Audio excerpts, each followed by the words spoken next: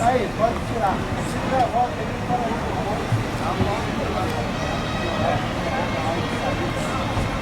aí, volta. Dá a volta. Essa van, abre ali, cara, abre ali.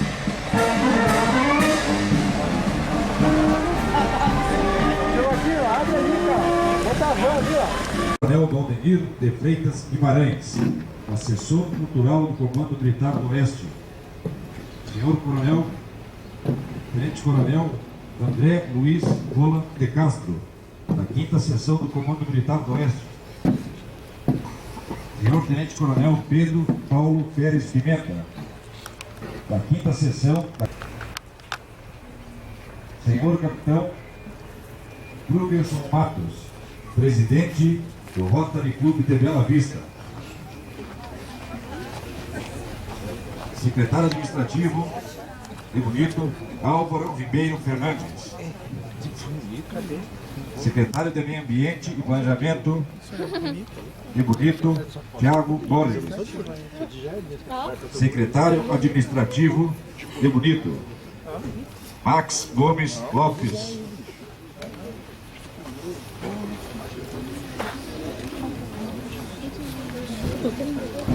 Senhor Renato Francisco Lopes, neto Guia Lopes. Senhor Basílio Lopes, bisneto Guia Lopes.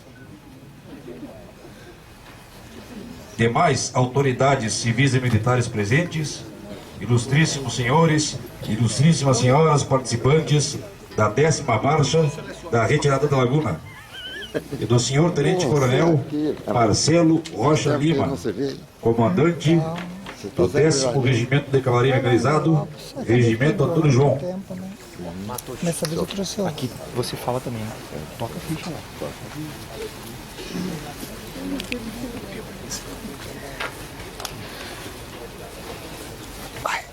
A Ju cuida do seu filho agora.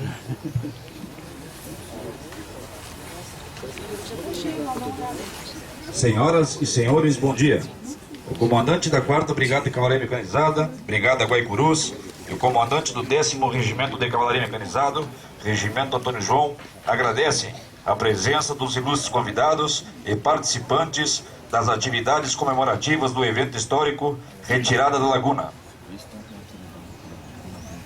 Nos encontramos na margem direita do Rio Apa, no local onde foi realizada a travessia do rio durante a Guerra do Paraguai.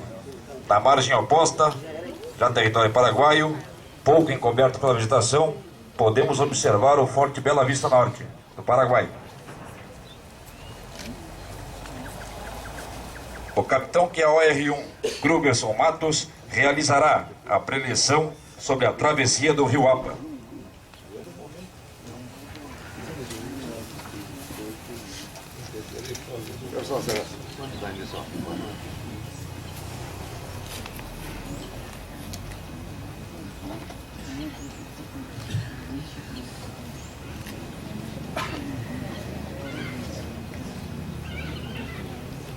Proferir algumas palavras sobre o evento deste local. Voltemos a 9 de maio de 1887. Então vamos identificar a região. Aqui o nosso limite de fronteira, que desde os idos de 1750 já era o Rio Apa. Aqui nós estamos na margem direita, lado brasileiro. Do outro lado, então, a margem esquerda é a margem pertencente ao nosso vizinho Paraguai. Esse exato local foi que as tropas brasileiras adentraram o Paraguai, tanto na ida quanto na volta. Então, como estamos tratando já da retirada, no seu segundo dia, 9 de maio de 1867, aqui acima dessa colina, se olharmos ali entre as árvores, vamos ver ali uma visão muito reduzida de um prédio amarelo, que é o destacamento do Paraguai de hoje, que está em cima do local da fortaleza que existia na época da guerra. Passemos aos fatos. Depois de estabelecidos novamente ao sul do Forte de Bela Vista Norte, chegara ao acampamento o tenente Vitor Batista. Vitor Batista, atualmente ele é o patrono do Esquadrão de Comando e Apoio do 10º Regimento de Cavalaria Mecanizada. Vindo da colônia de Miranda, escoltado por 10 soldados, contou-lhes que nenhuma remessa de munição partira de Nioaque, que era a base das nossas tropas, e que um bom número de carretas do comércio, cerca de 22, e a título de curiosidade, cada uma transportava cerca de 1.000 quilos de provisão, 1 tonelada. Então tínhamos 22 toneladas de provisão. A base de 2 homens por carreta era uma pequena fração de pessoas que automaticamente seriam dizimadas caso as forças adversas chegassem primeiro, e é o que iria acontecer, porque a nossa cavalaria, segundo narra o Visconde Toné, primeiro corpo de caçadores a cavalo, atual 10º Regimento de Cavalaria Mecanizado, ele coloca nas suas publicações, entre parênteses, desmontado. Por que isso? Porque na região de Miranda, quando vinham para cá, ocorreu uma episodia e a nossa cavalhada foi totalmente dizimada. O nosso 10º quase que virou infantaria. Estavam paradas na machorra à espera da coluna. Tendo os paraguaios sempre à frente, haveriam de atingi-la antes dos brasileiros. Terrível destino teriam os carreteiros. Assim, Camisão ordenou aos diferentes corpos que somente 2 dias mais tarde, aqui ele retornou no dia 9, chegou aqui pela manhã ainda. Então, só 2 dias depois, no dia 11, foi que ocorreu a travessia e, consequentemente, horas depois, o próximo ponto que nós vamos visitar é o local da Batalha de Endepar. Depois formou uma comissão constituída pelo próprio Tenente Vitor Batista. Por que o Tenente Vitor Batista veio encontrá-los aqui? Dias antes, o Coronel Camisão tinha ordenado que fossem trazidas de Nioaque as bagagens oficiais, provisão e munição, porque o planejamento dele era para atingir a cidade de Concepción, no Paraguai. Então o Tenente Vitor Batista, cumprindo sua missão, escoltado por 10 homens, veio aqui para informar que não havia possibilidade de vir o apoio logístico, e em consequência do que ele estava fazendo essa retirada por falta desse apoio, não por falta de coragem para enfrentar a luta, que foi o que aconteceu daqui para frente. Então, formada essa comissão, chefiada pelo próprio Tenente Vitor Batista e mais 3 elementos, 2 irmãos Machado e o filho do Guia Lopes, que tinha inclusive o nome do pai, era Lopes Júnior, era o nome dele. A missão do Tenente Vitor Batista era retornar na Machorra e mandar que os carreteiros então retornassem para Nioaque. Enquanto isso, ele seguraria, que as tropas adversas só iriam atacá-los se eles só iriam perseguir as nossas tropas. Então, atingindo logo após o local da batalha do Endepar, então nós vamos ver que o Coronel Camisão pede ao Guia Lopes um novo rumo para que atraísse os adversários para cima da tropa, e assim os carreteiros teriam mais tempo de manobra. Lá ao decorrer a meia hora, ouviram ao longe tiros de fuzil. Viram afinal o filho do guia sair só da mata do rio, seminu e todo ensanguentado, correndo para eles. Contou-lhes que os paraguaios os haviam cercado, mortos demais, e só ele, por um milagre, escapara. Então aqui à nossa esquerda, a cerca de uns 400 metros, existe um clube hoje, chama 60 Sport Club. Então aqui à esquerda tem do lado do Paraguai, tem uma mata grande de bambuzal. Esse é o motivo dele ter chegado aqui no acampamento de retorno todo rasgado e todo ensanguentado. Ele conseguiu escapar e disparou com sua montada até a beira do rio. atravessou o rio a nado e retornou ao local do acampamento, narrando o que ocorreu. A todos consternou esse fatal acontecimento. A seguir, ocorreu pesada trovoada que, sem demora, entumeceu as águas do Apa. Dia seguinte, 10 de maio de 1867, era numa sexta-feira, em a história da Pinguela. Hoje, essa passadeira que todos atravessaram aí, ela está no local exato onde foi construída a Pinguela da época. Tendo em vista as últimas determinações do coronel Camisão, permaneceu a coluna ainda esse dia, acampada à margem esquerda do Apa. E a coluna de engenheiros providenciou a construção de uma pinguela para a travessia da manhã seguinte. Pouco depois, morrera com um dia de moléstia apenas o índio Terena, recebido na enfermaria de Bela Vista Norte. Supusera-se a princípio se tratar de mero caso esporádico, e sobre o fato se guardara segredo pelos médicos. Só tínhamos 2 médicos nessa altura dos acontecimentos, eram os doutores Quintana e doutor Gesteira, só o revelando ao coronel Camisão para evitar um tumulto geral. Dia seguinte, 11 de maio de 1867, pela manhã, ocorreu a travessia do Apa. Aqui a nossa direita, a 150 metros aqui abaixo, era o passo normal onde atravessaram os soldados, atravessando com armamento acima da cabeça, porque a água, então, 2 dias depois baixou, mas ainda estava ao nível aí, à altura do peito. Aqui na Pinguela atravessaram, vamos ver, as mulheres, os remanescentes, o pessoal que estava meio enfermo, e assim sucessivamente. Às 6 horas da manhã começou a passagem da coluna, protegida pelo fogo rápido das peças aqui do alto da chapada, onde acamparam, podiam varrer todos os arredores. Obedecia à seguinte ordem, antes de se dar as ordens. Então a chapada que ele se refere é essa aqui à frente.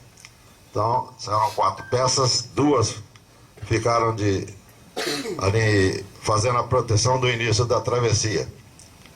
Até que a tropa atravessou, 2 ficaram do lado de cá depois, e as forças paraguaias, elas tinham a ideia de fazer um ataque aqui. Eles atravessaram aqui 4 quilômetros abaixo do rio, num ponto chamado Passo do Macaco, e para fazer então esse ataque no Iandepá. Mas eles pretendiam fazer inicialmente um ataque aqui, desde que as tropas brasileiras tivessem com a sua vanguarda já em território brasileiro e a retaguarda já atravessada aqui. Mas a coluna era muito extensa, não deu para que ele cumprisse com esse planejamento. Então só vai ocorrer por volta do meio-dia lá no local da batalha.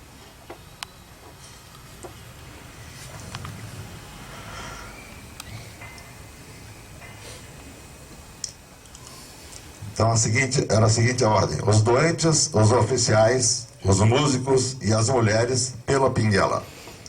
Depois dos batalhões do centro e seus canhões, passou o gado costeado pela guarda. Eram uns 10 homens a comando do capitão Silva Albuquerque, da Guarda Nacional.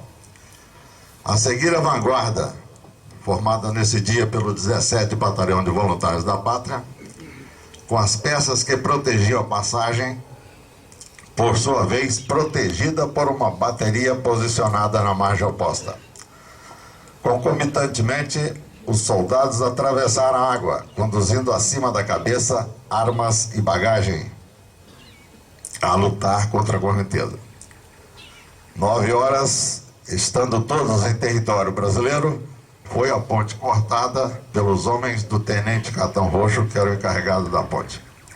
Recomeçaram a marchar adotando a seguinte formação: na vanguarda, o 17º Batalhão de Voluntários, sob o comando do tenente-coronel Enéas Galvão. Ao centro, do lado direito, o 20º Batalhão de Infantaria de Goiás, ao comando do capitão Ferreira de Paiva. Ainda ao centro, ao lado esquerdo, porque eles iam formar um losango, o 1º Corpo de Caçadores, atual 10º Regimento de Cavalaria Mecanizado, sob o comando do nosso glorioso capitão Pedro José Rufino. Então, a retaguarda e seguia o 21 Batalhão de Infantaria de Minas Gerais. Atualmente, são 2 quartéis remanescentes ainda da retirada da Laguna. O 10º de hoje e esse 21 era de Minas, ele foi transferido para Cuiabá. Hoje ele é o 44 Batalhão de Infantaria Motorizada. Do Municipal de Bela Vista.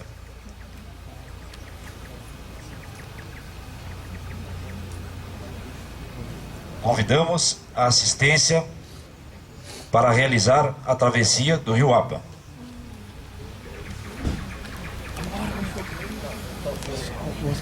Vambora, eu vou a nada, meu. Não sei nadar, mas vou aprender agora. Tirar foto, pode Passou lá. Mas espera, deixa o pessoal primeiro. Vou tirar foto indo. Sim, com certeza.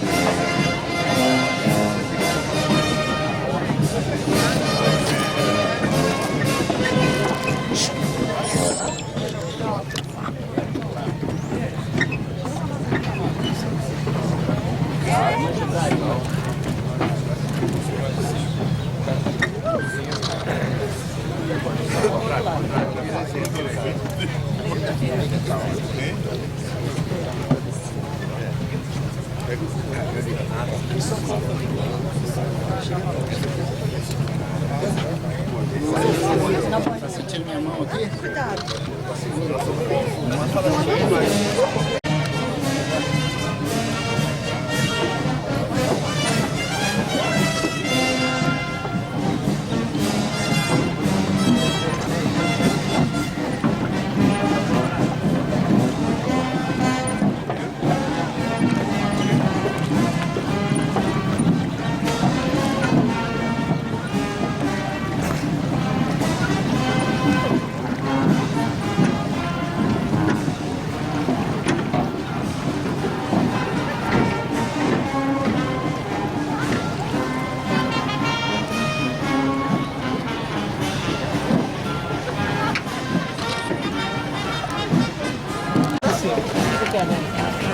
Cadê o água aqui?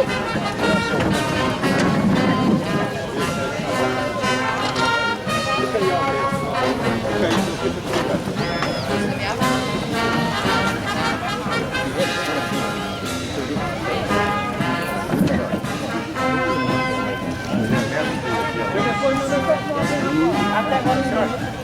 É bom só esperar um pouquinho aqui, que nós vamos voltar. E mesmo daqui a gente já volta por aqui.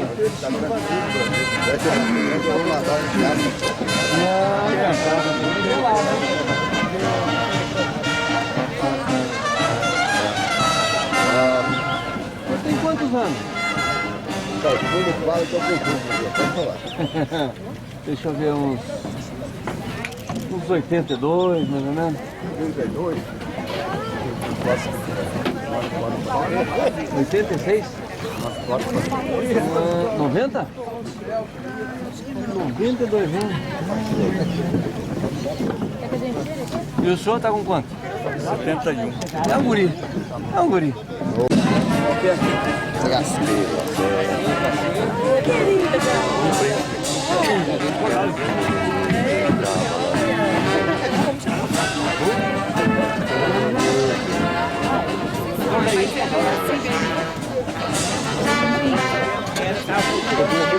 Vou pra cima.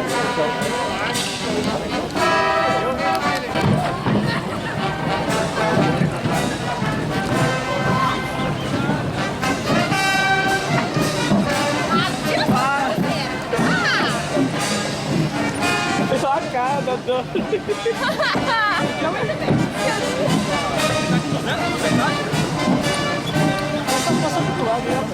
Tô tirando foto dos meus alunos. Então vai, professor.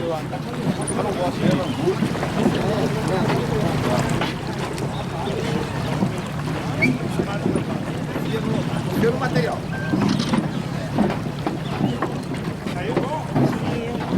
Pelo material, cara. Isso aí, 40 anos aí. Nossa, que